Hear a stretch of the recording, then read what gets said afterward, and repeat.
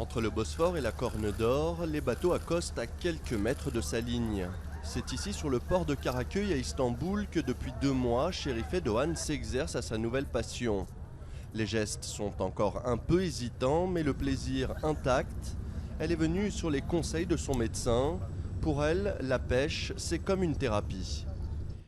Je suis tombée malade, je souffre de diabète.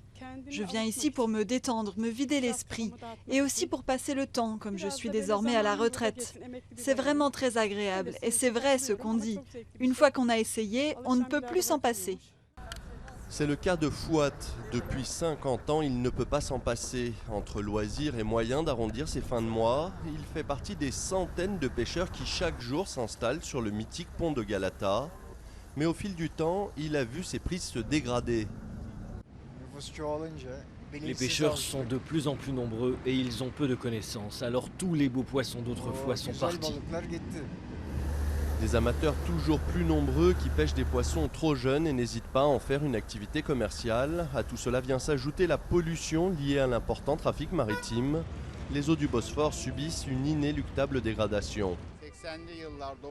Si l'on compare la population de poissons avec les années 80-90, on constate une baisse de l'ordre de 50%, c'est-à-dire que l'on est vraiment sur la mauvaise voie. Sur ces 32 km de long, en bateau ou installé sur la rive, le Bosphore est fréquenté chaque jour par plusieurs milliers de pêcheurs amateurs. Parmi eux, certains ont compris les risques et relâchent les jeunes poissons. Ça ne sert à rien de pêcher de si minuscules poissons, il me faudrait au moins des chinchards.